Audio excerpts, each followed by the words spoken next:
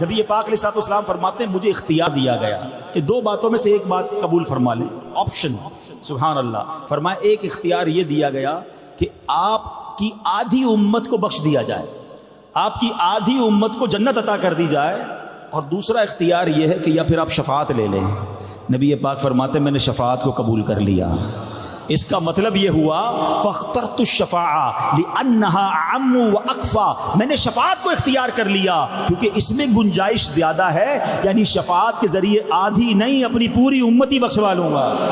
پھر کہتے ہیں نبی پاک علیہ السلام فرماتے ہیں شفاعتی للہالکین من امتی، ایسا نہیں نبی پاک صرف نیکوکاروں کی شفاعت فرمائیں گے، میرے رضا کہتے ہیں نا کیا ہی ذوق افزا شفاعت ہے تمہاری واہ واہ، قرض لیتی ہے گناہ پرہیزگاری واہ واہ۔ ارے نبی پاک کیسے کریم ہیں، سنو، فرماتے ہیں میری شفاعت میری امت کے ان لوگوں کے لیے ہے جنہیں گناہوں نے ہلاک کر دیا ہے۔ ایک روایت میں فرمایا شفاعتی لأہل الکبائر من امتی، میری شفاعت میری امت کے کبیرہ گناہ کرنے والوں کے لیے ہے۔ ہمارے آقا علیہ السلام کتنے لوگوں کی شفاعت کریں گے، میرا آپ کا نمبر آئے گا کہ نہیں؟ سنو کیسی دلاسے والی حدیث ہے، اللہ کے حبیب فرماتے ہیں انی لارجو ان اشفع یوم القیامہ عدد ما علی الارض من شجرۃ ومدرہ، فرما روئے زمین پر جتنے درخت اور پتھر ہیں قیامت کے دن ان سب کی تعداد کے برابر آدمیوں کی شفاعت فرماؤں گا۔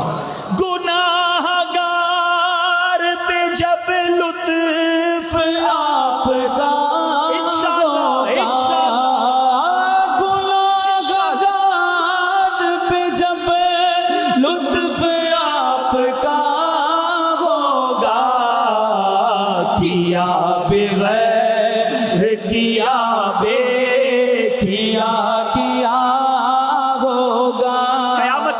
نبی پاک کی شان محبوبی دکھائی جائے گی کہ جو آقا فرمائیں گے وہ ہو رہا ہوگا، جس کی شفاعت فرمائیں گے اس کے لیے جنت کا آرڈر ہوگا۔ کیسی شان محبوبی دکھائی جائے گی، کیا لکھتے مولانا حسن رضا خان صاحب،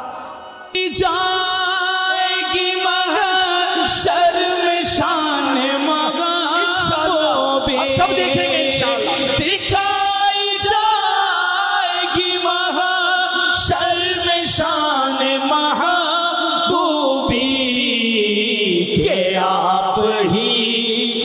خوشی آپ کا کہا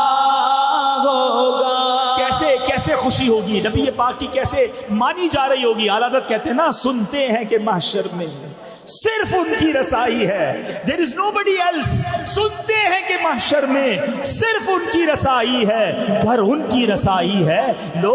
جب تو بنائی ہے۔ آقا علیہ السلام فرماتے ہیں سنو کتنا ہم سے پیار کرتے ہیں، فرماتے ہیں قیامت کے دن انبیاء کے لیے سونے کے ممبر لگائے جائیں گے، سب نبی اپنے ممبر پر تشریف فرما ہوں گے، میں اپنے ممبر پر نہیں بیٹھوں گا، میرا ممبر خالی ہوگا، مجھے خوف ہوگا کہ کہیں ایسا نہ ہو مجھے جنت میں بھیج دیا جائے اور میری امت تنہا رہ جائے۔